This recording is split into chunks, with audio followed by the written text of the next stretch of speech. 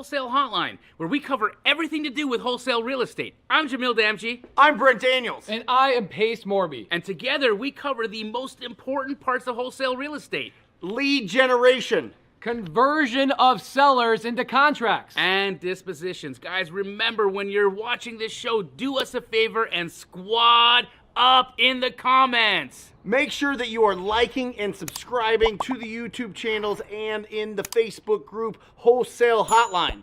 Most important, we want to know we're doing a great job for you and helping you build your business. So go give us a review on iTunes and or Spotify. So squad up and enjoy the show.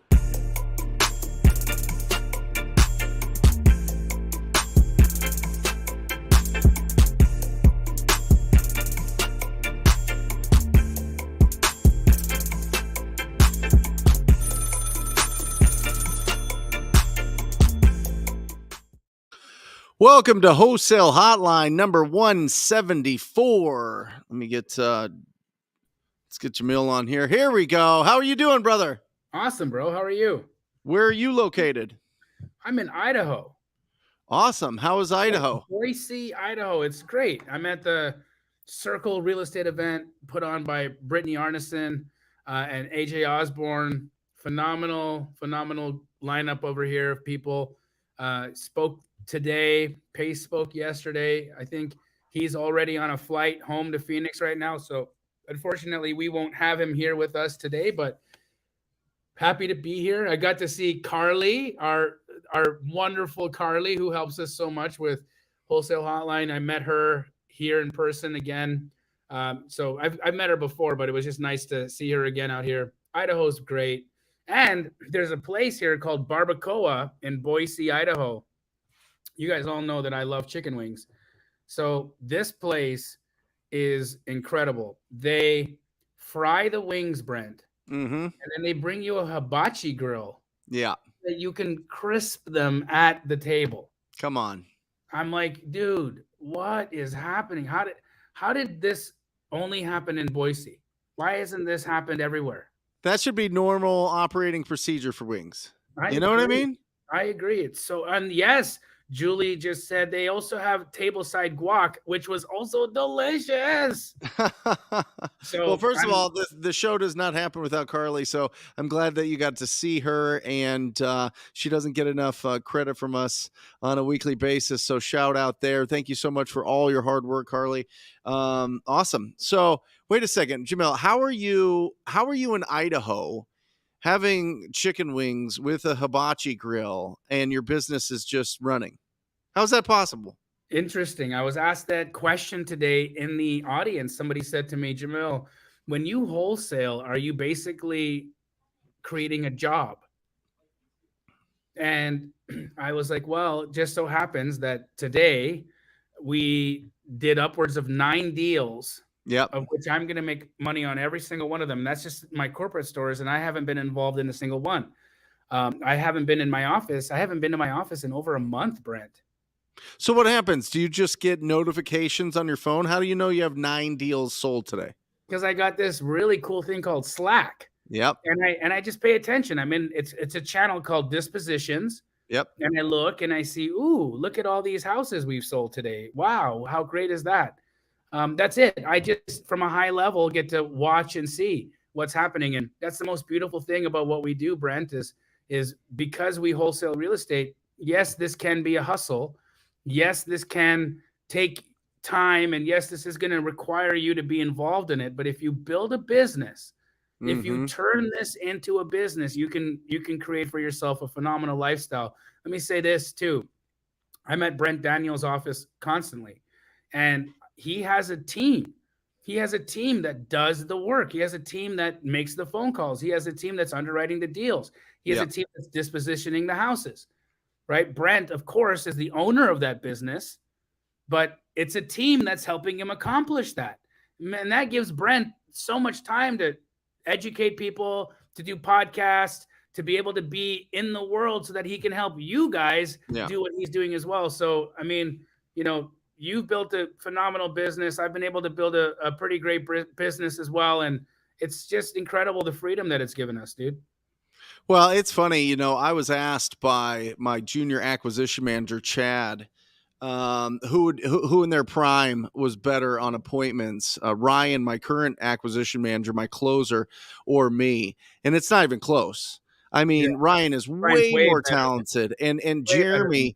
Jeremy is way more talented at dispo. He's way better at working with working with the cash buyers and working with the acquisitions team, and does a phenomenal job. And Jackie keeps us all organized. There's only 4 of us really that are in the main office, and we're pushing 2 million this year. And that might not seem like a huge business, but I'll tell you what, it's a very profitable business.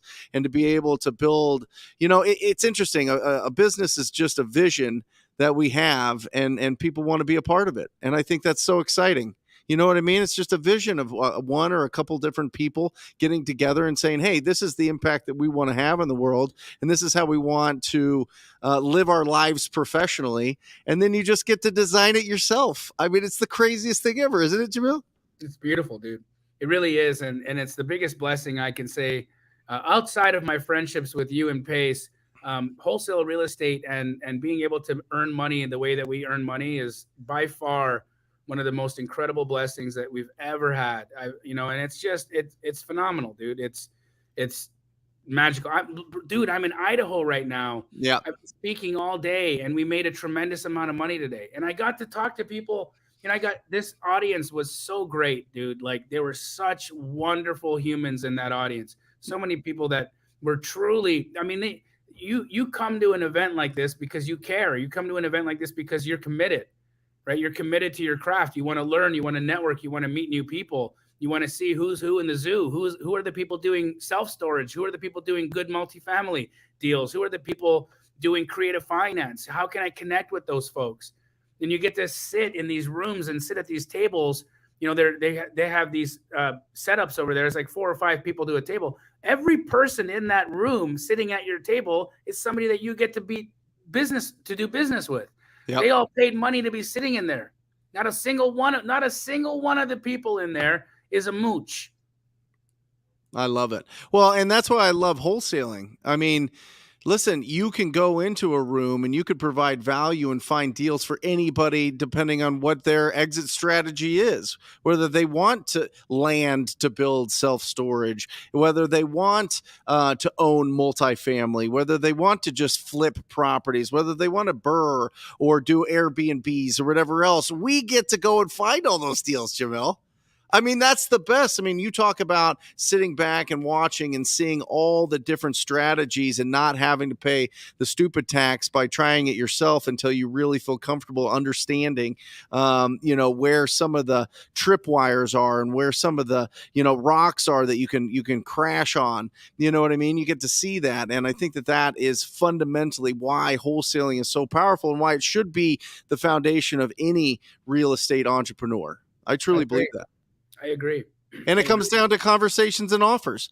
Having conversations with property owners or people that represent property owners or people that have already spoke to the people that have the properties and making offers on those. And that's it. That's how you grew your business. That's how you started out, with your cell phone, just going bananas, reaching out to every agent, every wholesaler, every fix and flipper, and just getting in, just sinking into that transaction and being the connector in the area. And that's why you built an unbelievably profitable business that you can do 9 deals in a day and not have to worry about your marketing budget. True, but even then, look, let's step outside, because I've recently been getting outside of my comfort zone and been testing direct to seller marketing, and I've been making these calls myself, right? I've been making these phone calls myself, and I've been putting it on display for people to watch, right? So that they can see. I'm not a direct to seller guy. I've always been an agent person. I've always been a relationship person. So this is completely outside of my wheelhouse. Yet there I am on the phone having normal conversations with people, demystifying the complexity of what those conversations need to look like, having fun. Having a good time. I'm laughing. The audience is laughing. The people I'm talking to are having a good time and laughing and enjoying themselves. And what we're showing people is this doesn't need to be that serious. This doesn't need to be difficult. You literally can just pick up the phone and be a normal person and say normal things, but have a servant's heart. Just think Mhm. about the people on the other side of that and be helpful and watch your life, man. Watch your life explode. Again, you've got a small team of 4 people, bro. $2 million is Yeah. no joke. Yeah. $2 million is no joke. Right? That's a phenomenal business. You know how look, you not only $2 million, you get to live a phenomenal lifestyle, and every person who works with you gets to live a phenomenal lifestyle. It doesn't Mhm. take a lot. It doesn't take a lot. I lived a great life on 10 grand a month, but I can live a magical life with 20. But 40, Well, 50, 60. I mean, come on, man. Now we start going. Now you start being able to save and buy some real assets, which is Yes. the whole goal. Yes. It's interesting. I was going back, Jamil, and I was looking at. I've got a spreadsheet with all of my first initial deals that I ever did, and I had found it on my old computer, and I just transferred it to my office computer. And I was going through because my team's like, "Listen, you got to break down. You got to like tell the stories of some of these things that you went through, so people can relate." You yell and you say, "Make offers and have conversations and do all this until you're blue in the face," but you got to make it like practical. And I was looking at it, and it's funny because all of the deals are like in Central Phoenix, right? And it was all where I was driving for dollars and door knocking and finding all these. And I would just literally just find a house that looked rough, looked like it needed some renovations. And most of Central Phoenix was built between, the 20s to the 60s. A lot of these neighborhoods, that's where you saw a big explosion once they figured out air conditioning here in the valley. And I was looking at one that was real interesting. It was on 26th Place in Osborne, and it was this gal, Crystal, Jamil. And I remember calling her up, and it was just like serendipity. She had just gotten a letter in the mail that she was a month away from getting her property foreclosed for not paying property taxes, right? Her grandparents built the property in 1949. Her parents took over the property, and then she got the property. So she never bought this property, but she didn't make a lot of money. She had a ton of dogs. She just was like kind of a single gal that liked going out there and having fun and smoking cigarettes in this place and just living her life and not paying her tax bill. But she was about to lose her property in a month.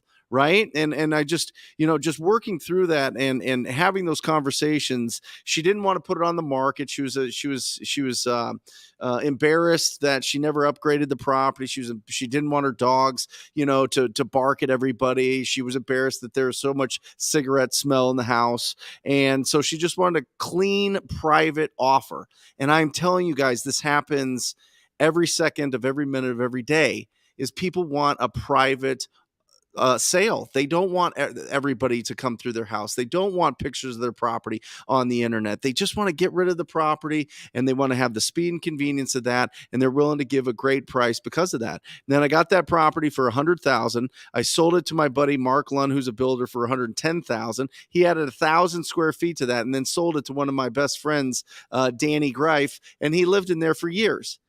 It's just crazy. All because I had driven by this house, wrote down the address on a pad of paper and a pen, got the phone number from just looking it up online and calling him up and asking her if she would consider an offer on the property. Crazy. And that's it. And I want to give you another, 6 degrees of separation from Brent Daniels, but here it is. Brent, you guys, I say this a lot when we're in events, and I don't say it enough, but none of you would even know who I am if it wasn't for Brent. Brent was the first guy to put me on. Well, he's the first guy to put me on a podcast. He was the first person who told me to get loud. He was the first person who said, you have to get out there and share your story with people because it's important and people need to hear it and it's necessary. And he didn't come at it from the point of view of, well, if you start sharing your story and if you start teaching people, then I may not teach the people, as many people, because Brent was like, brother, come over here. Let me help you. Let me put you on a platform. Let me show people who you are, which essentially catapulted my career. And here we are. We got Matt Justice in the deal in the chat right now. Is just did 3 deals in Tucson. And I'll tell you, bro, that started from you putting me on your podcast. Now, Well, Matt, people should go back to that YouTube video of me walking around in your office, and we were just breaking down deals in your office from 2018 to now, 5 years later. It's on my YouTube channel, and it's absolutely incredible. But you changed the industry, and you really did. You know, people have been going direct to seller for forever. You know what I mean? And people were going and buying deals off the MLS forever. But you were the one that really built the relationships in this business and really built this pipeline of opportunities for people to go to be able to sell their deals that are just getting started or just didn't want to focus on working with the cash buyers. They just wanted to go find great opportunities and get them sold and get paid. And you guys have done it, what, 6,000, 8,000, 10,000 times, whatever it is. That's bananas. In what, 7 years? it's been nuts, right? What a thing. Incredible. Absolutely Anyways, incredible. I just want to say it again. You know, I absolutely love you, Brent. Love you too, brother. Pioneer, man, pioneer, and you changed so many lives, so many thousands of lives. And I feel grateful to just have the opportunity to be able to share this show with you. So love you, man. Thank you. Guys. Put Love your you questions too. in the chat. We're ready to We're going to start opening this thing up for questions. So make sure that you guys put it in here. Also, if you have celebrations, if you talk to a property owner for the first time, if you talk to a real estate agent for the first time, if you comped a property for the first time, we want to recognize you. We want to celebrate you. I want to ring this victory bell so that we can make sure that you understand you've got a lot of energy behind you. You got a lot of support, a lot of cheerleaders that want to help you be successful in this business. So you're in the right place. Make sure that you're squatting up in the comments section. Make sure you're putting your questions in there, and make sure that you're letting us know what actions you've taken over the last week since we've seen you last that we can celebrate and recognize you for. So absolutely incredible. Guys, don't be cheap with your likes. You know, I got about 130 of you watching on my channel. I don't know how many are watching on Paces, but I'm sure it's a ton, and a bunch watching on Brent's. And you guys are cheap with your likes, man. Come on, hook us up, give us a like. And the reason for it is the more that you do, when you guys like this, then YouTube puts it in front of other people, and then those other people get to learn about this business, and just consider it a way of you stacking good karma. I got a two-parter for you, Jamil. Sure. There you go. Right. Scott W. said, Jamil, when you level with an agent and show them the enough reason where they can't be unreasonable, and you give them a cash offer, and the agent believes the seller isn't ready for a cash offer, how long until you tell the agent we should just present this to see what they say, or respectfully say, present my offer in general? Scott, great question. So first and foremost, right, the real estate agent is required to present your offer, but they not all the time will. So first, I just want to make sure that you're talking to the listing agent, right? Make sure that you're working with the listing agent and asking for their representation. It's important that you say it. It's important, Scott, that you say, I would like to offer on this house, and I would like for you, before you tell them what your number is, I'd like for you to represent me in writing an offer on this house. Would you do that? And if you get them to agree to representing you, and then you start talking about the number, well, now they represent you. Now they're representing you. They're representing the seller, and they have to present your number. Now, that's not saying that they're always going to do it. And Scott, your listing agent or the agent here probably knows the seller better than you know the seller, of course, because you don't have a relationship with them. They do. And so that right there, the reason they don't want to present it is twofold. A, they may have presented or lied to their seller and given their seller an expectation of where they were going to be able to sell this building, or they truly don't believe right now that the seller is ready. Either way, I think the time that you're asking for is when should the agent just present it to see what the seller is going to say? It's going to be when they're close to losing the listing. Okay. What happens at 180 days on a listing agreement? It cancels. It's over. The agent was unsuccessful, and it's done now. And so what you have to do then is just track that. See how long does this agent have this listing for, and then act accordingly. Man, we've got some people in the chat here. We got to go, guys. Almost Hillary 400 Huffman people. is watching Wholesale Hotline. Damn. Who's in here? Hillary Huffman. All right, Hillary. She's my homie out of Louisiana. First of all, Ketsa Homes, come on. Here we go. Talk to a possible seller. Come on. Somebody got Mojo today, so they're ready to take some action. Where did that go? That's going to be absolutely, here we go. Celebration is, come on, Jacqueline. Well done. That is a great tool for going out and having those conversations so that you can make more offers. I want to address this. Reading Five Guys, delicious burgers, by the way. Why do you think your dispo guy is better than you, Brent? He's just got ice water in his veins. He's just more of an analytical, and so he really prices it right so that he can get really solid buyers to commit. We don't go too crazy and we don't go too low to where it's, just a bidding fest and everybody gets too mad. Usually there's, a couple different parties want to get the deal. But he's got a really, really good sense of the numbers behind the deals. And so he's phenomenal at comping. He's phenomenal at making sure that we're pricing our properties right. And I would get steamrolled. I'll be honest with you. I'd sell it to 3 people every time, and I would make half as much. I really would. And they'd be like, hey, can I get a couple grand off this or a few grand off this? And be like, yeah, let's do it. And he's trying to get the most every time so that everybody gets bigger commissions. And I really respect that. So he's done a really great job. Yep. Here we go. What do we have? Javier.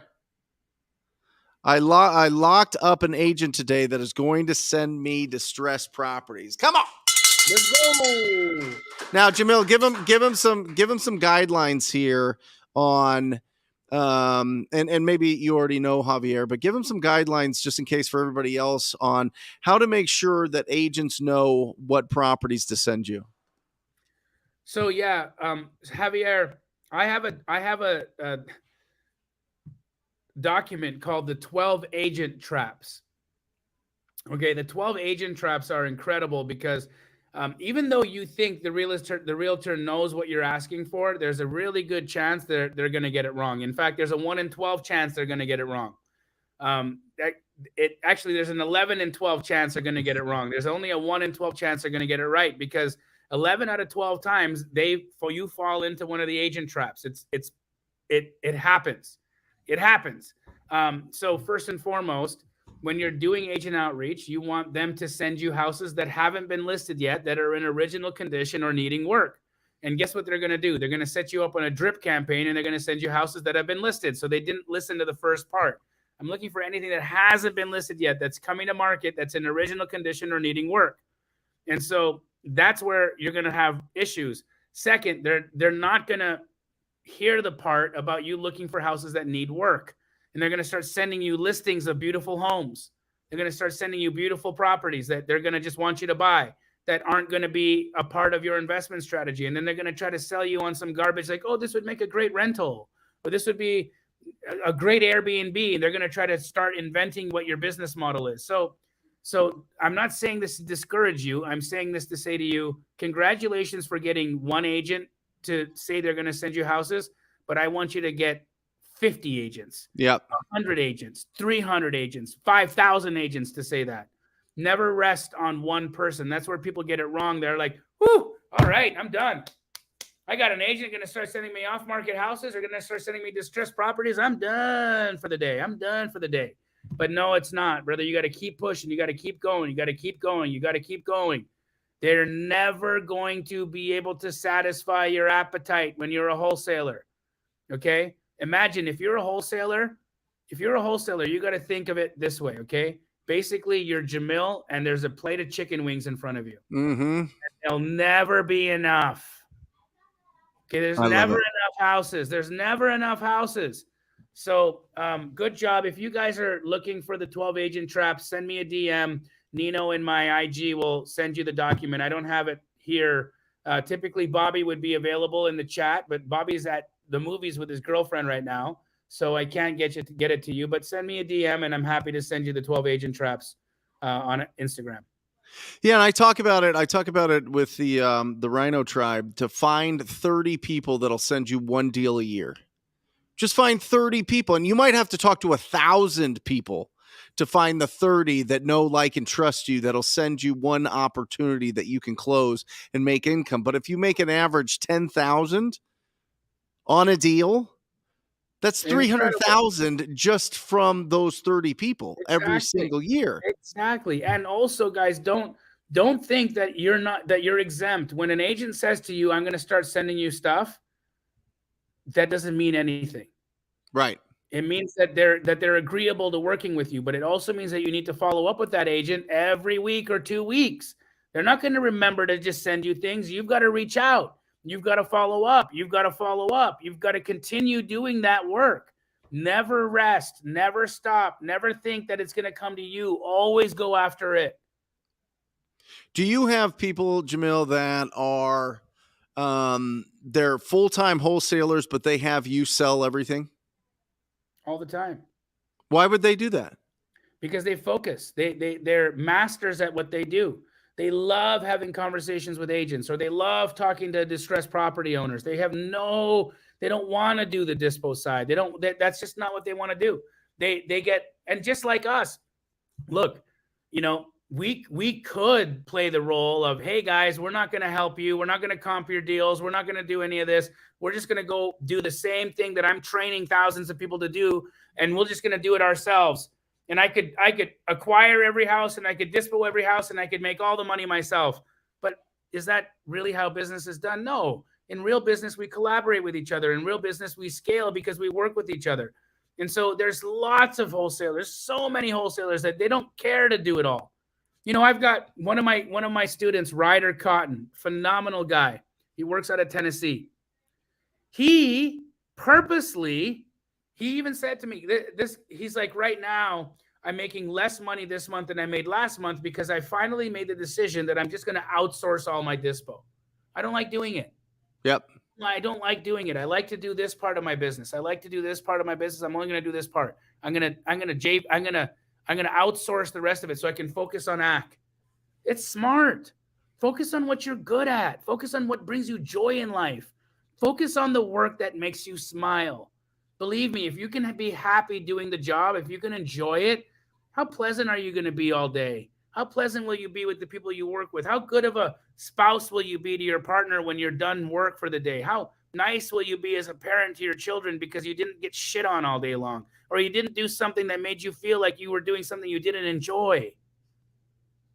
Well, I think, and especially when we're starting out, you don't know who's going to actually close, which puts you in kind of a tricky position if you're direct to seller, because you are working with this seller. You have the ability to close. We talked about it last week about how Jamil has transactional funding for anybody. So everybody has 100% financing. Everybody is a cash buyer. 20 million guys, I'm backing every person in TTP, every person in Astro, every sub-2 student. Okay, these three communities, we got $20 million raised, and every one of you can run around the world being a cash buyer. Sorry to cut you off, Brent, but I just wanted to. No, you're good. I want you to. Will you? Their money. Are you able to post with the site for that? Yeah, it's flipcashtoday.com. Flipcashtoday.com. Flipcashtoday.com, guys. That makes you a cash buyer. But beyond that, you go and you meet with this property owner. They know, like, and trust you. They want to do business with you. You find this opportunity and you go to sell this opportunity, and you sell to what you think is a unbelievable end buyer, an unbelievable cash buyer. And then all of a sudden they're being sneaky about depositing earnest money. Then all of a sudden they're not returning your texts anymore. Then all of a sudden they're kind of stiff-arming you, and they're not filling out the paperwork with the title company or the closing attorney. And then all of a sudden you're starting to get like, wait, am I going to get this closed, or is this going to just be a big learning lesson? Right? Right. And then you go, and then all of a sudden they don't close, they disappear, they don't cancel the deal. It screws everything up. You got to have a conversation with the property owner. You're feeling awkward about everything. And then you're like, you know what? This is ridiculous. I need to make sure that when I find a deal, I can do the best that I can to make sure that it gets closed. I'm going to just take it to Keegley because they're going to shoot me straight, and they're going to tell me they're going to sell it to real buyers. And that's and Jamil, I don't have anywhere near the type of business model that you do in regard to the massive amount of referrals, but I have 3 or 4 unbelievable wholesalers here in town that'll bring us the deals to sell just because they want to just run and gun. One of them made like $450,000 last year, $300,000 the year before, and just lives like this crazy life because he just, when he wants money, he goes out and he finds some deals, and then he has us sell it, and then he kind of goes and parties for a while, young guy, and then just keeps doing that. At some point, I'm sure he'll want more of the process, but maybe not. Maybe that's just that makes him happy. You know what I mean? Is just make sure, he knows that once he gets a deal locked up, it's going to get sold. That's it. That's it. I mean, at the end of the day, dude, you just want to be able to earn money, have a good time, enjoy life.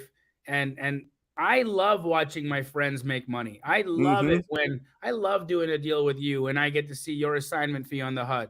And I'm like, this guy, Brent Daniels, rich mofo. That's it. Michael Reyes, great Rhino. He's in Yuma, but has done his first couple deals. Brent, when do you decide to wholesale a home rather than wholesale it? I will only wholesale a home if it's in really, really decent condition. If it's really, unless it's like something that's like a real low priced property that I don't feel like I can just sit on for a long time, but I don't want to have a tremendous amount of money tied up for too long. And so the property has to be in really good shape. It has to be a real solid deal. And then I'll go in and clean it up and put it back on the market, but it's very rare. I'm trying to assign as much as possible. If not, I'll close on it and then just sell it to our database. As opposed to put it on the market, but very rarely am I putting something on the market. I feel like, and Jamil, maybe you have this same sense, but I feel like our cash buyer database is more powerful than the MLS. Big time. Yeah, Big time. which really sends like agents to like, what? Puts them in a frenzy. They're like, that's impossible. The greatest cash buyer database of all time is the MLS. Not necessarily. Nope. Not necessarily. Nope, you got extra costs there. You've got a lot of aggressive agents that are going to try to get their deal accepted. And also, there's a lot of noise. Yep. It's because here's the thing, right? If a cash buyer is going there, they got to sift through all the retail stuff. They got to sift through all the junk. They got to sift through all the overpriced stuff. It takes hours. It could take weeks. Your cash buyers don't have that time. Yep. Right? They're working projects. They're out doing their business. They don't got the time to comb the MLS. They don't. Yeah. That's why wholesalers do well, because when we find and curate, the word curate, opportunity, what does the word curate mean? It means that we're selective. It means that I know my one buyer buys this type of house. I curate. I look at all my inventory and I see what would this specific buyer like to see. And then I walk that deal over to him. I text it to him. I call him. I email him. And I let him know, look, there's a deal coming your way. It's right in your wheelhouse. Pay attention. It's coming right now. That's how you sell houses. You don't sell houses by putting them on the internet and waiting for the phone to ring. It's not how it works. Well, and the best buyers in our market, Jamil, they have been in this business for a while. They've been bombarded with different market cycles and different agents sending them 15 emails a day. You know what I mean? And then they don't want to go through it all. They don't want to see all these properties that are already on the market. They want to see something that's off market, nobody knows about, and is hand delivered. You're 100% right. The best ones, and then they're like, yeah, this is great. They don't want an agent bringing it to them. They want a wholesaler bringing it to them. Yep. I'm telling you, people don't understand this, but the best buyers have unbelievable relationships with wholesalers and very rarely buy off the MLS. Pam White, we do see your comments. We see all the comments.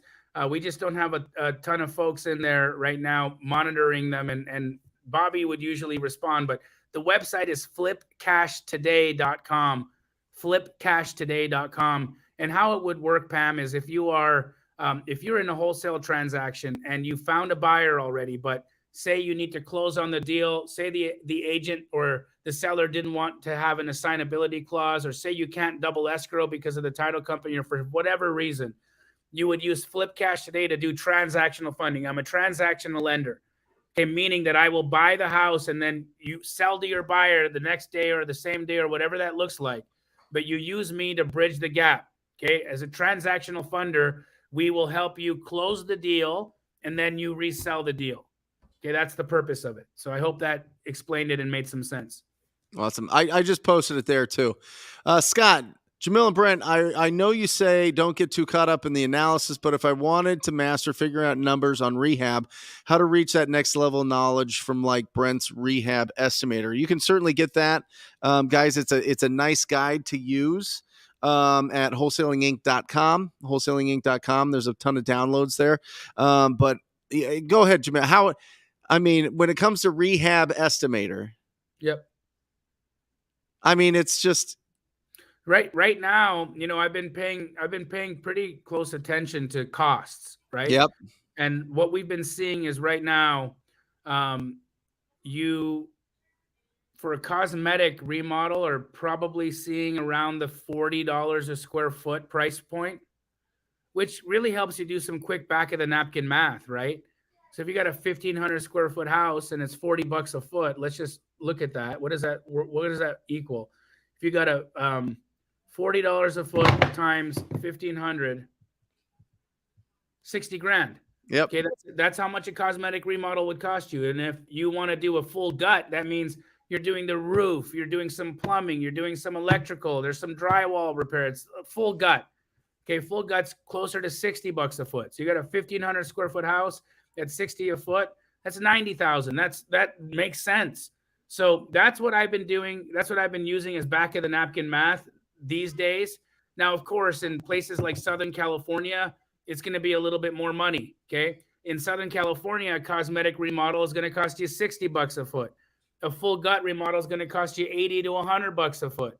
But that's SoCal. Everywhere else in the country, I think you can use the $40 and $60 a foot framework. And I'm sure, Brent, your rehab estimator is probably going to give people around the same numbers. Yep. Around the same numbers. And you don't got to spend a bunch of time doing that. You can give, again, back of the napkin math, and it'll give you exactly what you need. Yeah. And you don't have to you don't have to go in and put all the line items and all of this. In my opinion, and I used to do that because that was something that, I don't know, I saw some trainer, do that so that you can really get the prices down when you're negotiating. And I always found that people understand that properties need work. People understand that it needs significant amount of investment. And so every time that I would like go line item, I would see their like heart sinking. You know what I mean? And then you know what they think? They think you padded the numbers, and then they're going to hold on to one thing. They're going to see one thing in the budget that you're showing them, and they'll be like, no, my cousin Peter could paint this for way less. You should use him. Yeah. And I bet you everything that you're paying for here is more money than what it should cost. That's it. So don't do that. Don't go into a line by line item with a seller. They're gonna give you shit. Don't do that.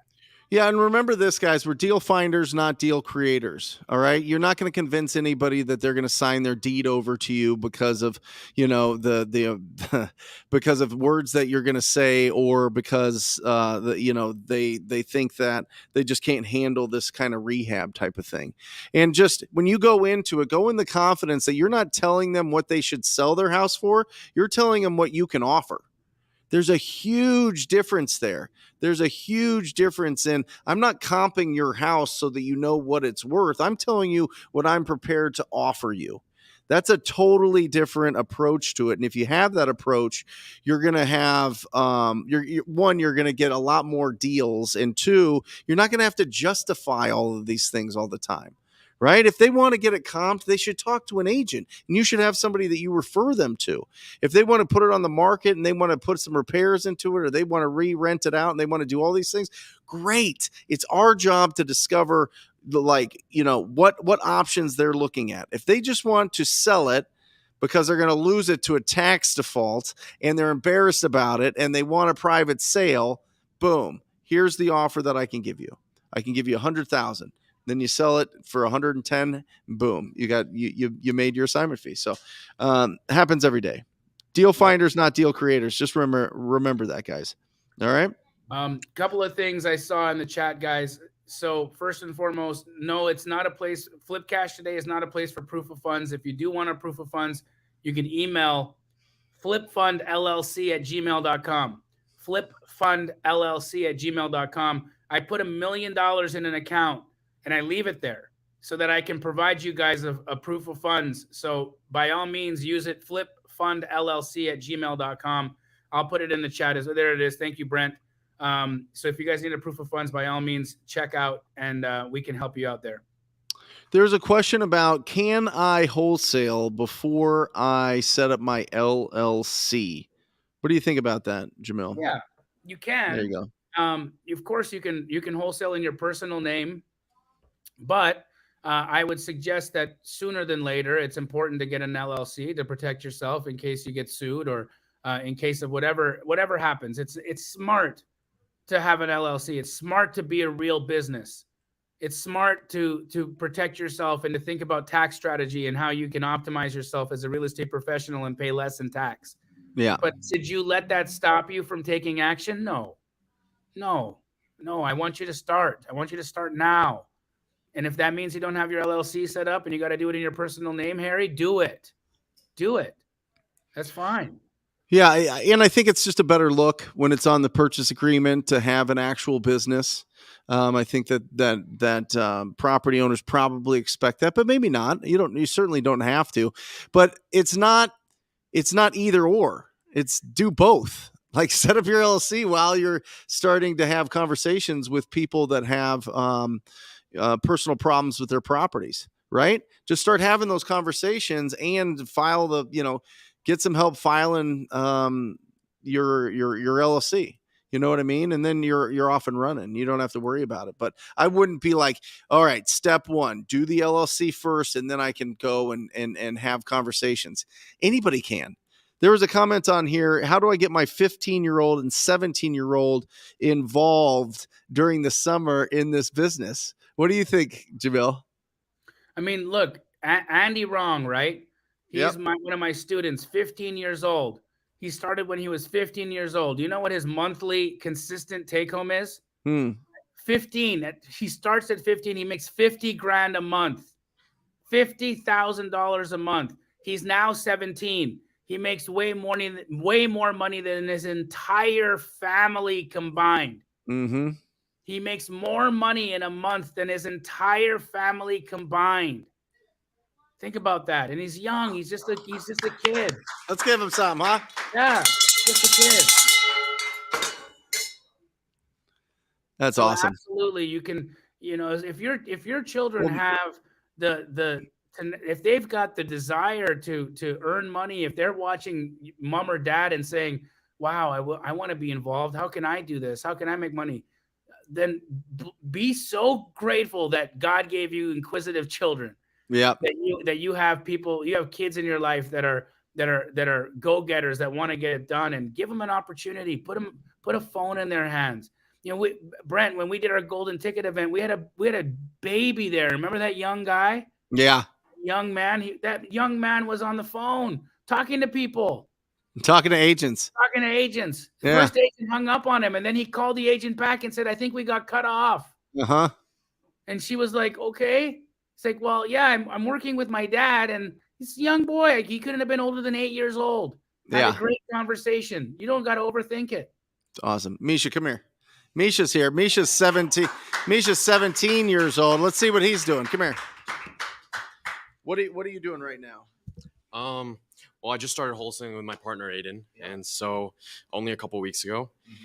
And we just sent out our first offer on a property. And so it's going well. Good job, brother. That's great. So who are you talking to? Agents. Uh-huh. Yeah. Okay. And it's going well. We're visiting properties, actually. Aren't you scared of talking to agents? Yeah. Are you? Yeah. And you do it anyway? Yeah, of course. It's there you go. It's good. Awesome. Yeah, thank you, guys. Such an inspiration. Great work. Conversations and offers. That's what you do with your 15 and 17-year-old. That's it. And the sooner they can have adult conversations about property, the better they're going to be, the faster they're going to be. So It just comes down to that. So absolutely incredible. Here we go. Question. What are your thoughts around what makes you memorable to an agent when they don't know them and you call to connect? Memorable so that they don't forget you 5 minutes later. Thank you. From Andrew Nelson. So, it's funny what I would use, and I still say this when you guys ever hear me on the phone with agents and I do a live. Oh yeah, Dan Quijano just reminded me there was I did a podcast last week with a 17-year-old as well who's doing a school assignment. He's doing a report on how he can build a real estate business by leveraging relationships with real estate agents. That's what his school report is on, Brent. Yeah, I love it. And Dan Quijano brings me into I want a copy of that. I want a copy of that. Bro, Dan texts me in the morning and says, would you make this kid's life and show up on this podcast? And I show up on the podcast. He starts crying. It was incredible. It was one of the most heartfelt, touching things in the world. I couldn't believe it. Anyways, beautiful. Thank you, Dan, for that. Put that question back up so I can answer it. Yep. So how do you make yourself memorable? So this is what I would say. What I would tell the agent when I got off the phone is, do me a favor. As soon as I get off the phone, can you save me in your phone as Jamil has all the money? I would just give them some dorky, corny, cheesy line there. And I could say, can you save me as Jamil, investor who doesn't have bad breath? Or if you guys want to reference my last IG post, Jamil suns his butthole. Whatever that is, just save me in your phone as something memorable, and that will get it'll elicit a laugh out of your real estate agent, and it'll actually make them save you in your phone. That's how you make yourself memorable. I love it. And remember, your tone of voice is your body language on the phone. I can't tell you how many people are so damn boring. They're just so boring. It's all flat the whole time. Like, have some enthusiasm when you're speaking. Have some certainty. Have some likability. Like, use your tone of voice as a tool. 100%. If you bring a little bit of energy and respect and some love to that agent, they're going to remember you. Yep. They're going to remember you because everybody else is trying to, like, tiptoe around them or negotiate against them or try to, like, I don't know, just have weird professional conversations. You know what I mean? Like, just have a good tone of voice and have some fun, just like Jamil is talking about, and you're going to be memorable. And then have them save you in their phone and you're set. The other thing is, they're going to forget you. Yeah. It's reps. You got to keep, it's reps. You keep touching base. Bro, if you, the average agent takes 8 to 13 touches, Brent.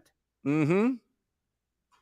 Well, and it's like, I can't, and I think it's kind of a silly thing for people to just reconfirm when they go, oh, I'm terrible with names. So if you're doing that, stop doing that.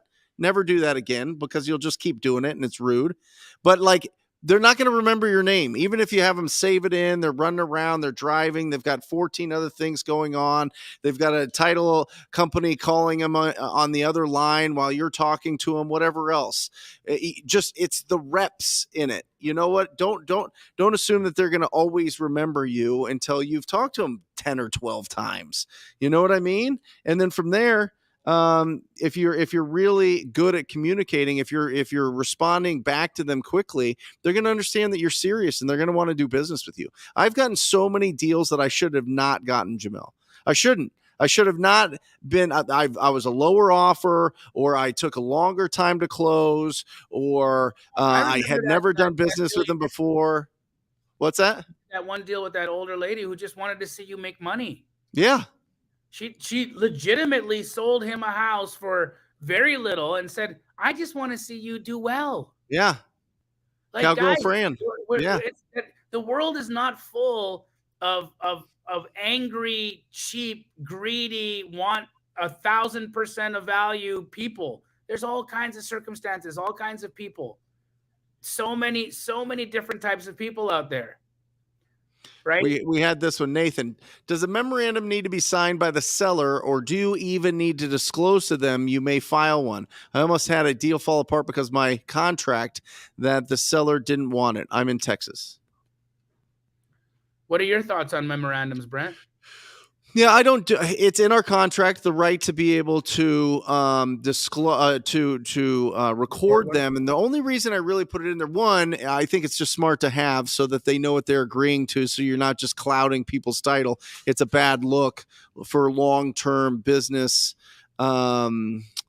Long-term reputation, really, and second, I like them knowing once they sign a purchase agreement with us, we're doing this deal.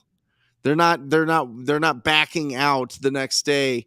They're not slipping through and it's not like a LOI. It's a real purchase agreement that is binding, right? And we don't want either party to breach that. And so we have it in there. Very rarely do we ever record them, Jamil, just because it's just, if people truly don't want to sell it to us, then we won't do business with them. But usually it's because something comes up, something that was an obstacle is no longer an obstacle, or somewhere they were going to move into, they can't anymore because the relationship deteriorated or whatever. So we don't want to put people in a position where they're under our thumb. We want them to be working with us hand in hand.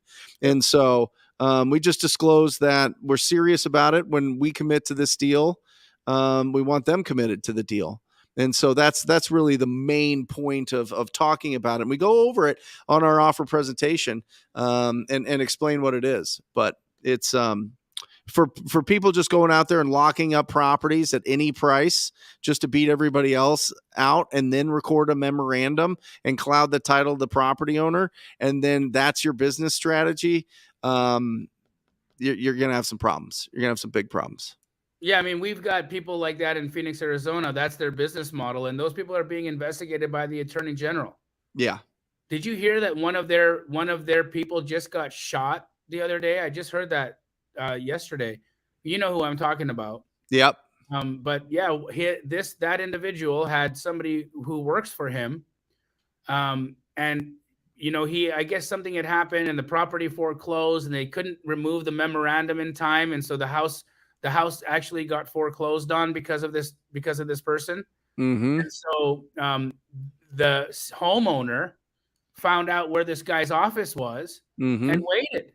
Yeah. And what happened was this person had somebody else working for him, and that person was shot 4 times. 4 times. He survived, but that was the result of that kind of a business practice, as somebody got shot over it.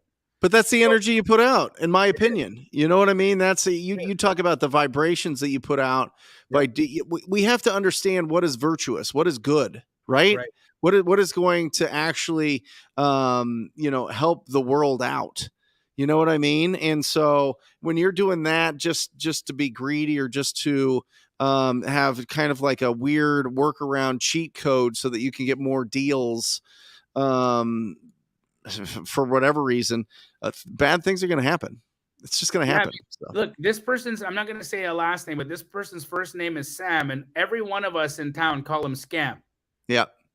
Every one of us in town call him Scam because of the way that he operates. So it's not surprising that some violence would find its way to that organization. But listen, at the end of the day, memorandums, we disclose that we could file a memorandum on our contract. Just like Brent, we very rarely ever record them.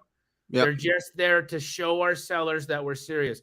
Bro, we got Andrew LeBaron in the chat. I haven't seen him in a while. Wow, Andrew.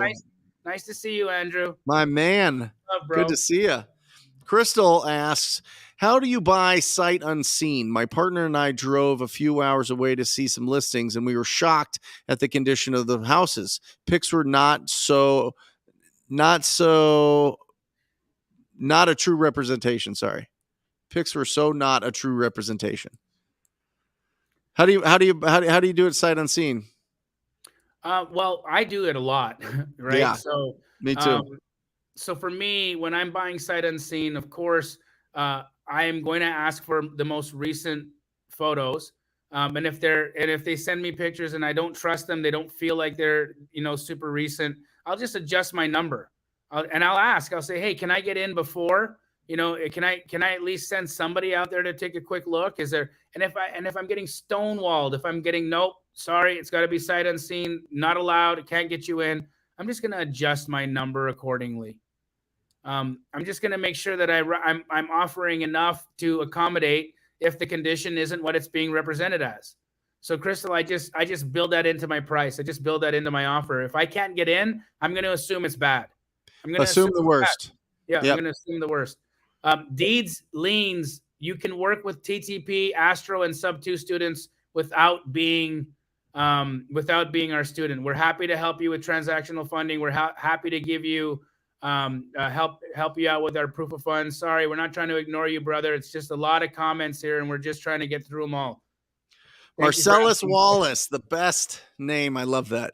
What are some of the most common lies told by sellers and how we can combat them?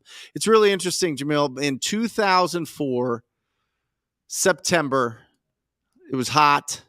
It's like 115 degrees. I remember going to my first brokerage meeting at Windermere Real Estate. And Chad, our broker, stood up there and he said, buyers are liars and sellers are worse. And I know Pace thinks he invented that, but it's been a saying for hundreds of years, probably. Wait, Pace didn't make that up? No, I heard that. That was the first thing I heard in a broker meeting in 2004. And I said, wow. Well, what do you mean? I thought Pace made that up all this time. I'm like, oh, that was a wonderful nursery rhyme he made. I am certain that Pace has never, he's not a real estate agent. So he made it up in his, in his experience. He realized this. But that was the first thing that they said. And I was like, what are you talking about? And they go, that's why everything needs to be disclosed. Right. Everything that they know about the property needs to be disclosed. And so, Marcellus, I'll be honest with you, and I'll have to go back a couple years here when I was going on appointments. I don't really think that sellers lied to me. I just assumed that they didn't know about certain plumbing issues or electrical issues or roof issues or whatever else. I mean, nobody was like, hey, I'm going to sell you this property at this price. Ha ha ha. I'm so sneaky. They don't know about how terrible the foundation is. Like, you can see it. You can understand it. Like that would be one of the disclosures I think would be the only thing that they'd really lie to me about. But it didn't happen that often. And I think if you're looking for lies, you're going to find lies.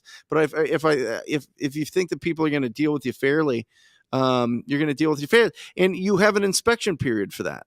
Mm-hmm. So if for some reason you lock up a property that's a couple hours away and you don't see it, and you go to that property or show it to one of your partners or cash buyers, and they're like, dude, this doesn't have a floor. It's just like ground. It's just like the bare ground. It doesn't have a floor. Then you're going to have a different conversation with that property owner. So, to whoever wrote in the chat that Flip Cash website doesn't work, check your spelling. I just put it in my phone just to make sure. flipcashtoday.com. It does work. And for the last time, if you need a proof of funds, flipfundllc@gmail.com. Scroll up in the chat. It's there. Flipfund. Rogelio, look at this. Just closed on my biggest assignment, Brent. $70K in under 30 years from 30 days from contract to closing from a cold call here in California. Come on. Stand up for this one. Good job, man. I wonder what he made per hour. Well, he said 30 days. Let's just do some back of the napkin here, okay? So he did 30 days. Let's just assume he did 8 hours a day, okay? Let's also assume that he worked weekends. Yeah. Let's just assume that he worked every day of the week. Let's assume he worked all 30 days. So he did 30 days at 8 hours a day, 240 hours. So he made 70,000 divided by 240. He made near $291 an hour. Rogelio, you make more money than a good lawyer. Well done. Well, and that's, yeah. And he's probably got, if he's working 8 hours a day, having conversations all day, he's probably got 15 other deals lined up behind that. He put no more than 3 hours into this deal altogether. So he did 3 hours worth of work. He made 70 grand. So he made 23,000 bucks an hour. I mean, I used to tell, just imagine this. I'm going to just say this. Imagine when you're working tomorrow that Jamil and I are behind you. All right. And we're each giving you $500, crispy $100 bills every hour that you are making calls, every hour that you're reaching out, every hour that you're being proactive. We would have to that's $1,000 an hour, right? We would have to tear you off the phone. You would try to put in 100 hours every single week. You would be going absolutely bananas. But here's Rogelio here that is doing it. Proof is right here in front of you that you can make upwards to $1,000 an hour being proactive. So don't let it stop you. Don't let it stop. If Jamil and I came to your house and watched you in your living room, at your kitchen table, or in your bedroom, or in the laundry room, or wherever you're making calls, and was literally watching you, you would go bananas. You would just be calling like crazy. Yep. Right? Of course we would. Of course. We should do that. We should down. do that as a challenge. I'm down. That would be awesome. That would be absolutely awesome. Daniel Chiano, perfect here. If you stay in control, you keep the leverage. You can't really make people not lie to you, but you can make them feel like it's not in their best interest to do so. Absolutely. And listen, you have an inspection period. You have an inspection period to see what's going on with this property, to make sure that, it is at least somewhat what they say it is. And some people just don't know. That's why you got to assume that it needs $40 a square foot to repair. Yep. Right? Yep. I mean, that's how you get over that. One, you just make sure it's a really solid offer. Deal finders, not deal creators. Awesome. Jamil, when do you get back? On Wednesday. I'm on a panel tomorrow in the morning, and then I have my support call in the afternoon. It's Tuesday, so rather than missing it, I've decided to stay in Idaho an extra night, and I'll do my marathon coaching call that'll last 5 or 6 hours from the hotel room, and then I'll hop on a plane the next day. Hey, Chris, my boy from Keighley. Curious what people are seeing closed deals to contact ratios. Going by appointments, is it 100 contacts to 10 appointments to 1 sale? Awesome, but double it, Chris. If you talk to 200 people that are in either have a distressed property or in a distressed situation, you will find a deal.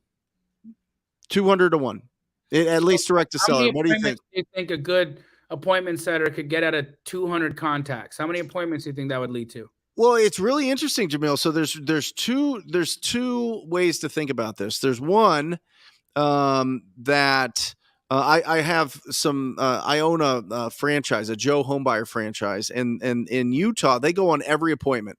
They get on in front of as many people as possible and try to figure out what's going on. My strategy with Ryan is, when they're ready to sign that contract, he's going over there.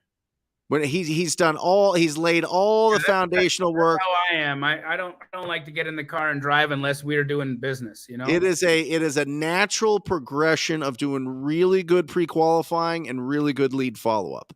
And if they're at that point where they're ready to make the decision, then we go on that appointment. So there's two.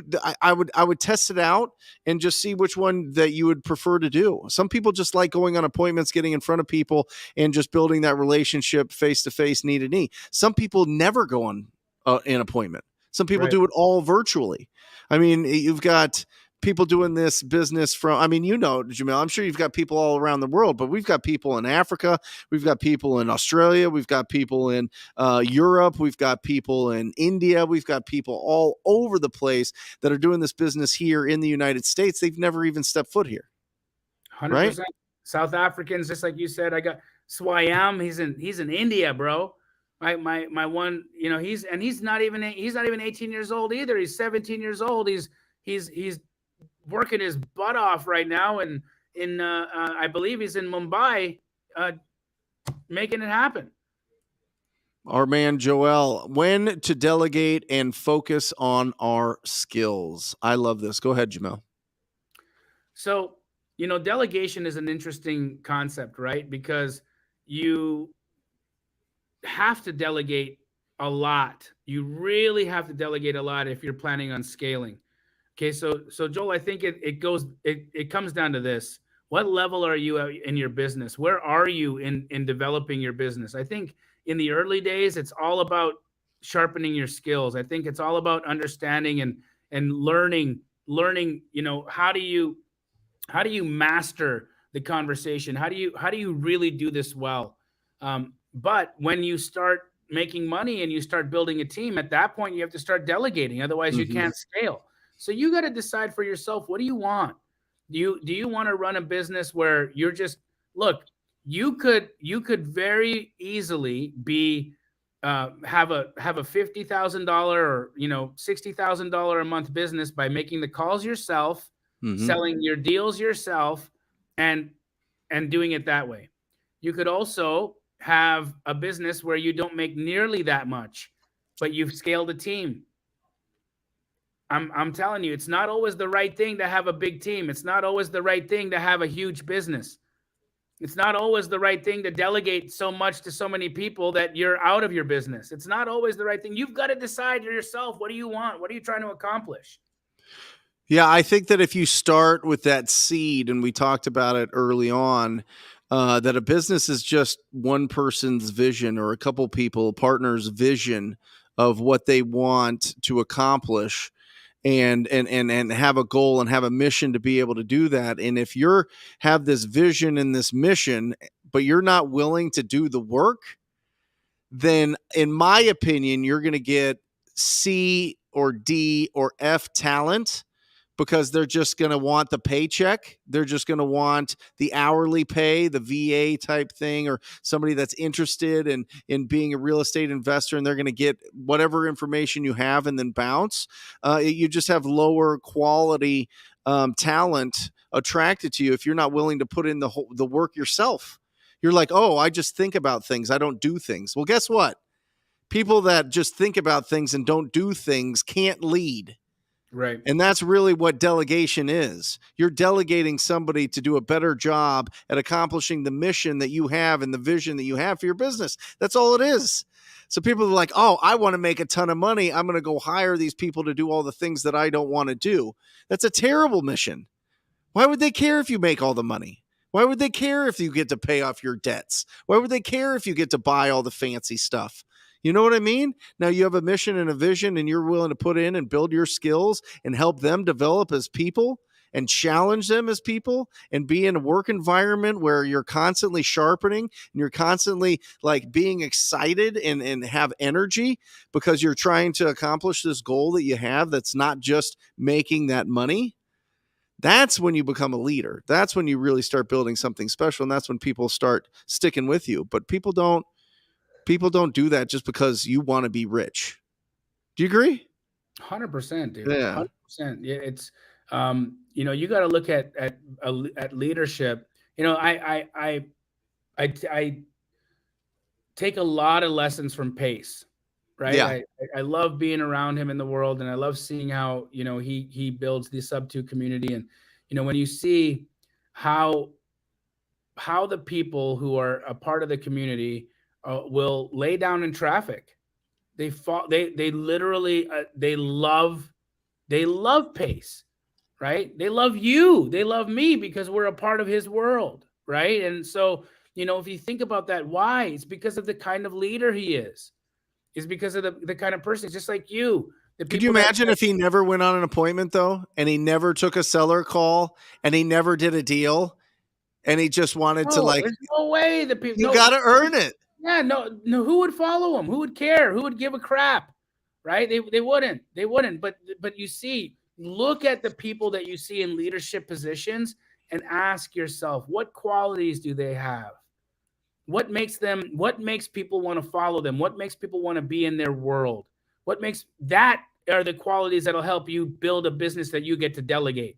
Because if I start telling people what to do and I haven't earned their trust, if I haven't earned their respect, they're gonna pretend to do what they think I want them to do while I'm paying them, and then the moment I stop paying them, it's like, yeah, go fuck yourself. Yeah. Excuse my language, but that's what happens. There's a book and I can grab. I think it's called Made in America or something. It's a random book. It's not a real popular book, but it was really interesting and really impactful to me when I read it. And it was this guy was telling his story, and there was a super wealthy older guy that he wanted to be like. And he was a young, hustler, just doing his thing, sales, doing whatever he could, but just couldn't get. He could keep his head above water, but nothing more than that.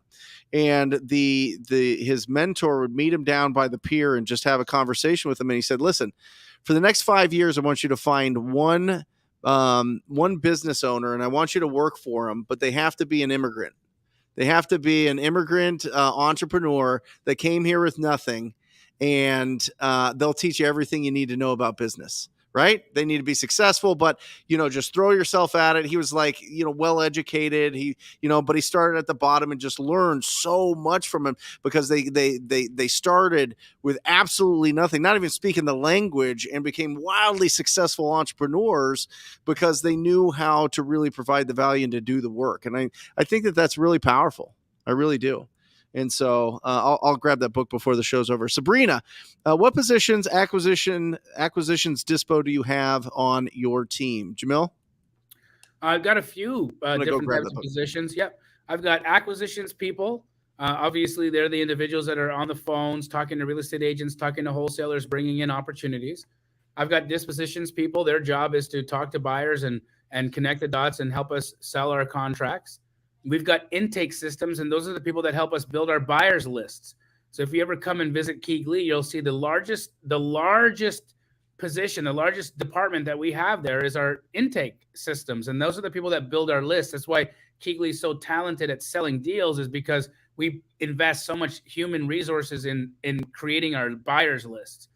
And then we also have our transaction coordinators. We have that's a really cool cover. We've got our transaction coordinators, and these are people whose job is to make sure that our contracts close, right? So they're the people that are talking to the lenders, ordering payoffs, talking to the title company, making sure our buyers have their hard money loans in place before closing date, making sure there's no hiccups that are happening, like really moving the deal along, making sure there's no liens that haven't been satisfied, like all of the questions that are going to need to be asked to the title company, to the buyer, making sure that the buyers have scheduled their appointments to sign. That's a thing. You don't realize how many buyers aren't available on closing day to sign.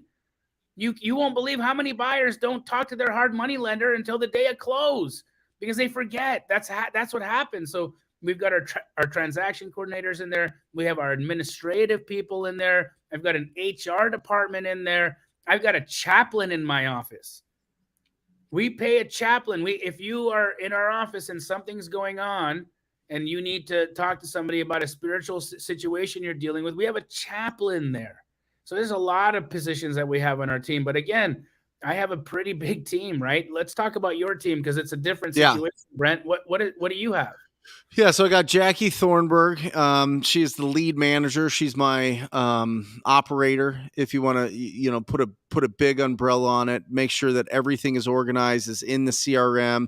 Make sure that all the marketing goes out. Everybody's organized from our phone prospectors. We have 2 phone prospectors, Carmen and Fran, and then we have a texter, Tao. They're all through a company called Call Motivated Sellers. And they do a phenomenal job. It's not cheap. I think the top is like $25 an hour, and I think for the texter it's $15 an hour, but well worth it. Fran made me $800,000 gross last year. One phone prospector, absolutely incredible. And then we've got Jeremy. That's all your cold callers come from that company? I have 2 cold callers, 1 texter. Yep. And so I'm all about quality. I find that now I can go out, Jamil, and I can hire probably 10 people for what I'm paying them, maybe more, maybe 15 people for what I'm hiring the 2 for. But in my experience, because I've done this, too many leads came in, too many unqualified leads came in, which means it really clogged up the system and like blocked all the best leads. right? And so it really screwed up our system for follow-up, and it burnt out all my acquisition managers, and it just turned into kind of a nightmare. And so and if you have 10 or 15 callers, you need to have a tremendous amount of lists to pull and skip tracing you have to buy. And people typically get like really cheap data, and then it just turns into really bad leads, and it's a mess. You got to get dialers for them all. It's just it just did not work for my business. It works for some people, doesn't work for mine. The texting, I just want to be real efficient with that. They've put a lot of guidelines on that. TCPA. I use launch control for my texting just because they're TCPA compliant, and they make sure if people don't want you to text them, you can't just text them. All right. And then I've got Jeremy, who's my disposition manager, Jeremy Thornburg. I've got Chad, who is my junior acquisition manager. And then I've got Ryan Thornton, Chad Coulter and Ryan Thornton. And Ryan is my closer. And so my theory is I always want somebody in office on the phones, and I want somebody out in the streets locking up deals. And so it's real tough if you have your acquisition managers doing both, because they get into certain rhythms in business. And if they're running around on appointments instead of making their follow-up calls, all of a sudden you've got a clog in your system and you can't be as efficient. And that's when you see a lot of the roller coaster in our business. So those are the four, really. Lead manager, disposition manager, the junior acquisition manager, and then acquisition manager. Awesome. Yep. Awesome.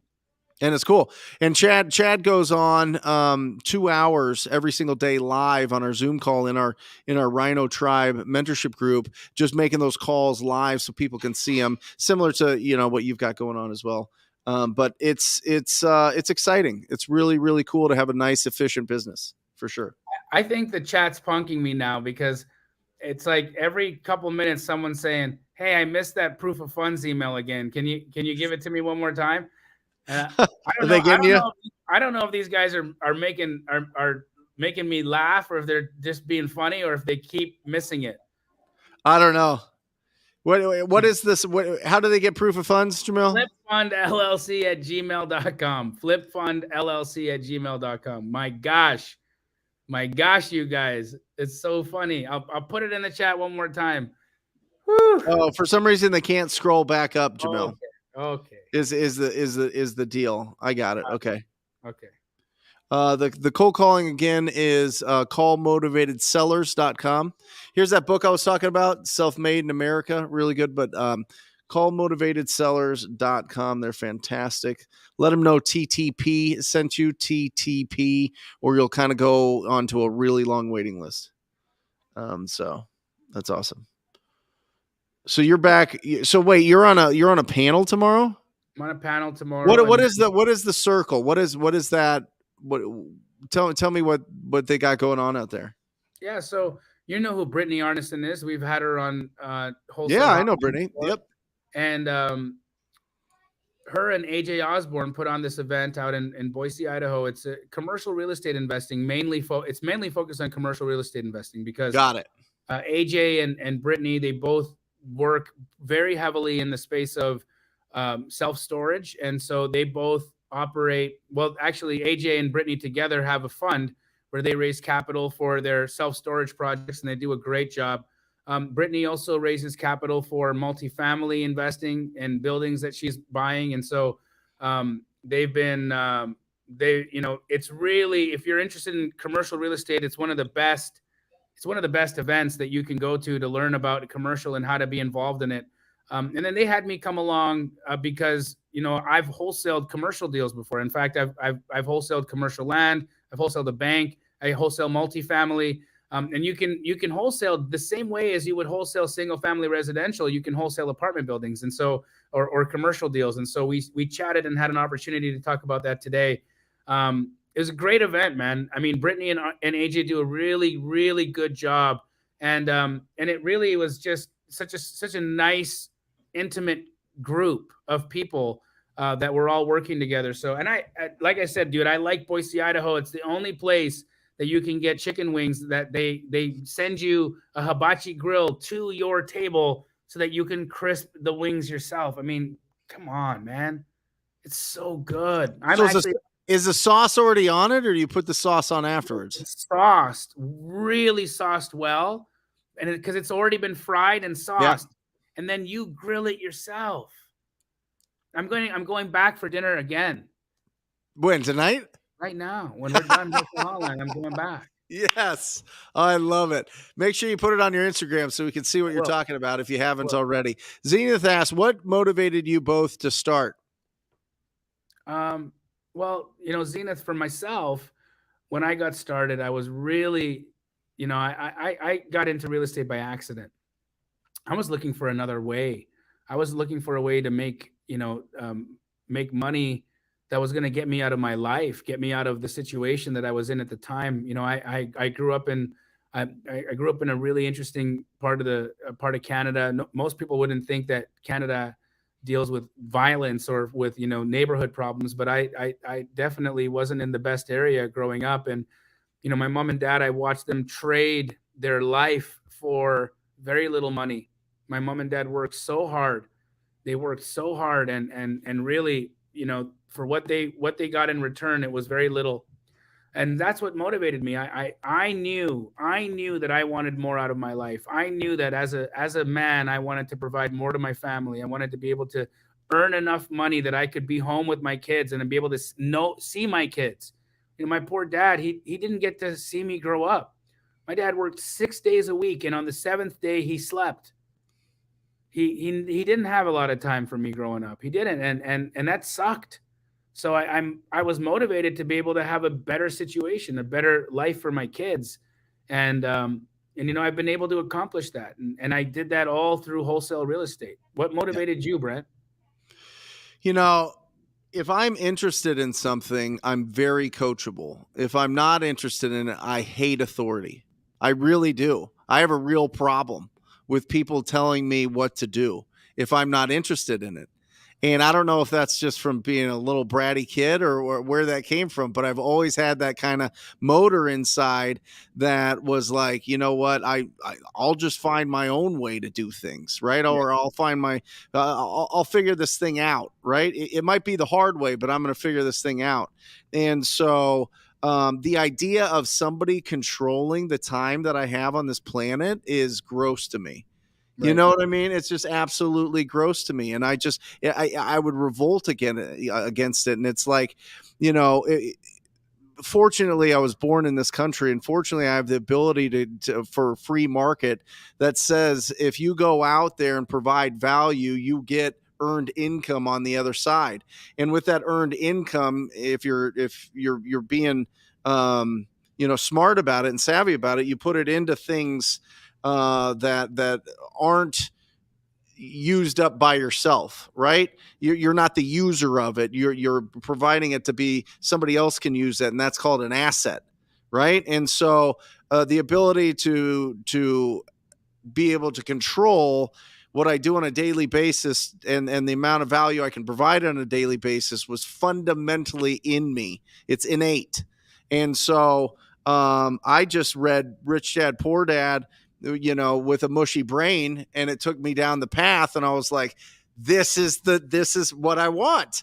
I'm a senior year. I'm going to my senior year of college, and I don't want to get some weird corporate job that my finance and economic degree is going to give me. And that's all the grooming that they really do in college. At the end, I think college is important. Just to kind of segue just a second, I think it's important to challenge yourself with certain things. And I think that's the importance of college, but it is a job factory. That's all it is. And I didn't want anything to do with that. So that's what got me motivated in the beginning. And I had to lose everything and hit rock bottom and realize that that's a strong foundation.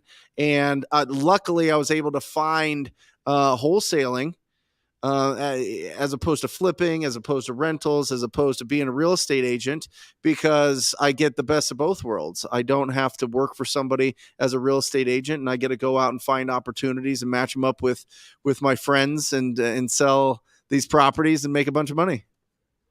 That's it. Yeah. Love it. A long answer to a very simple question, but I think, there was a question in there.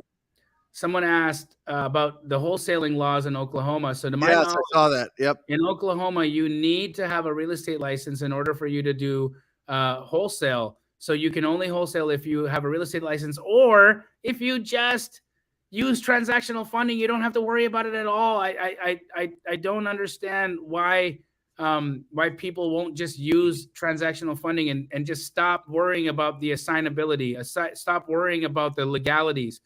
Connor, it'll cost you 1% of the acquisition price. Okay, so think about it. What's the average? Can you look up, Brent? What's the average cost of a house in Oklahoma? Yeah. Let's see what that is.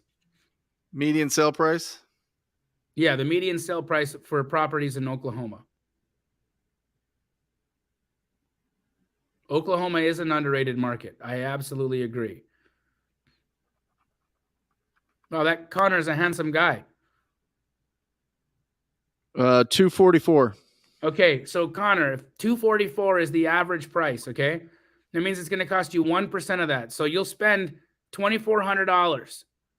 1% of 240,000 you'll pay in transactional funding. But you can make way more money. You can make tens of thousands of dollars on your fees there. So because there's also there's so little competition in Oklahoma because of the legislation. So swim in the blue ocean. Somebody else asked this about they were in Chicago, Illinois, and they said, when should you switch your marketing? Listen, if you're in Chicago, go direct to seller. If you're in Chicago, yep, go to town. There's so few people working in the wholesale world in Chicago because of the one silly law that you can't do more than one assignment. Just use transactional funding, guys. Mm-hmm. It's wide open in Illinois. Wide open in It's Illinois. wide open in Oklahoma. Yes, it's a blue ocean out Wide there. open. Wide open. Yeah, it's absolutely incredible. It's with transactional funding and the price points not being crazy, right, Jamil? I mean, you're talking about, it's not like you're talking about, 1 point on $1 million is way more than 244. Let's just say that. Yes. 1%. Swayam, great question here. Any tips on being a better communicator on the phone and sounding more confident? Stand up. Stand up when you're on the phone. Smile when you're on the phone. When people are talking and you're asking them questions, actively listen to them. Sure. Great. Really? Oh, yeah. Oh, yeah. That makes sense. Sure. Great. All of those things really help so they don't feel like they're getting interrogated. When people always confirm and approve whatever they're saying, it doesn't matter how crazy it is. Just be like, oh, that's great. Just don't add friction to it. Don't tell people that they're wrong. All right. Don't disagree with people. Just have a good, clean conversation where they are just doing awesome. You want to make them feel that place where they're like in the zone. They're like, yeah, this person's really listening to me, because most people don't listen to anybody ever. You're just kind of surface, right? And then make sure that when they ask you a question, answer the question and then ask a question. Don't just answer the question with a question. It gets really annoying. Yeah. And then just understand that whenever you're having a conversation with the property owner, it's all around 4 things: the condition of their property, their timeline to sell it, their motivation, and their price. And so if you have those, you're going to be real powerful. Jamil? One more thing that I'd add, and Swayam is actually our 17-year-old Astro Flipping community member that's calling out of India. So nice. Swayam, congrats on making it to Wholesale Hotline and getting a question asked here. But Swayam, what I would also say is role play. We have so many opportunities for you to role play with people in the community. Practice. Right? Yeah. Practice your tone, practice your speed, practice your intonation, practice all of it. And then let somebody tell you where you sounded off. Let somebody tell you where you sounded like you didn't have enough confidence, right? The other part is when you have the money to do business. This is something that's true. And Dan Quijano runs the nightly dial for PACE in the subto community. Those role play sessions that they do, and they're priceless. Mm-hmm. They're priceless. You do role playing with the TTPs, priceless. Mm-hmm. All of that is so important. It's so important for you to have practice. I'm telling you, you practice, you role play, you'll get good at it. and you'll find out where you're bad. And people will be honest with you. They'll tell you, you say too much. They'll tell you when you're talking about price, you start to get weird. You start to stutter, right? When you're not confident about the way that you're delivering the information. So sit up. Like Brent said, sit up. Yep. Stand up. Be confident. Yep. Talk like somebody who has $20 million in the bank, because you do. Yep. Do you do group showings for Dispo? Yes. How do you do them? We do. Ralph, great question. We will do a group. We will do a group showing for Dispo when we have limited access. All right. And that means that we can only get in 1 or 2 times, or, the seller has to travel a distance to come and let us in. And it's just, if there's an issue with access, we'll do a group showing. But it's very important that you handle a group showing appropriately, because they can turn into a complete gong show if you don't. Yeah. Right. So this is what I do in a group showing. I always show up to the property 20 minutes early.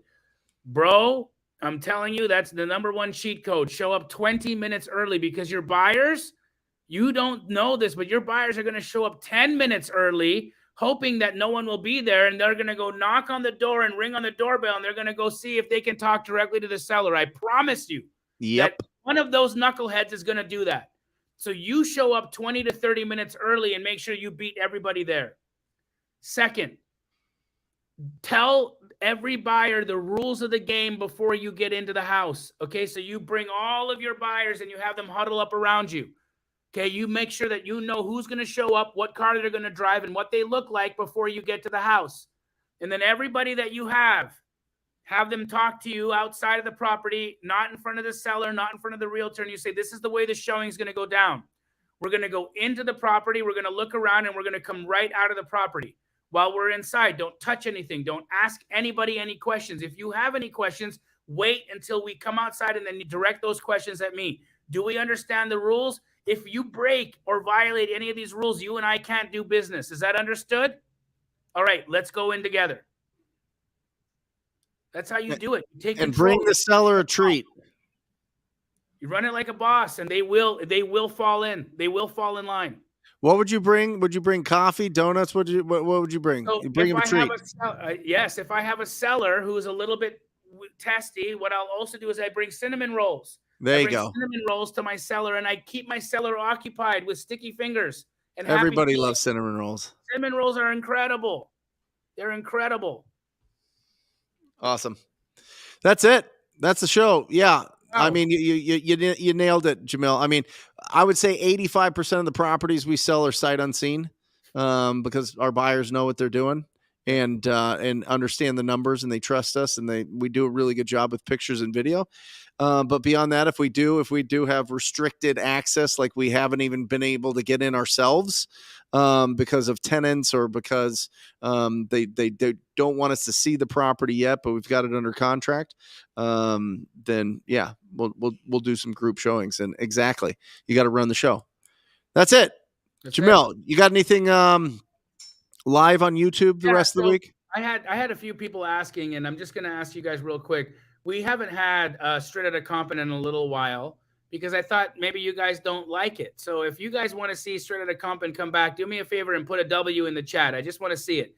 If you guys want to see Straight Outta Compton come back, we will bring it back in August when I'm back from vacation. But if you want to see Straight Outta Compton come back, put a W in the chat. And if we get enough W's, then I will bring Straight Outta Compton back. Beyond that, I'd love for you guys to support the Bigger Pockets book that is going to be published here in July. If you guys would do me a solid and go to biggerpockets.com/wholesale book, I'm going to put it in the chat.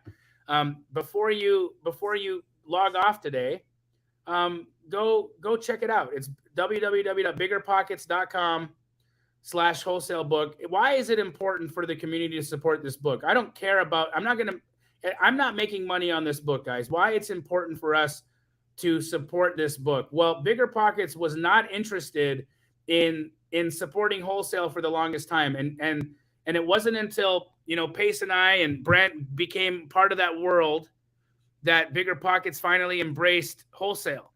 And if they can see the community is interested in this book, they're going to give you more content. They're going to let more of you guys onto the Bigger Pockets platform to share on the podcast. So support it. Support Pace's book. Support my book. Biggerpockets.com/wholesale book.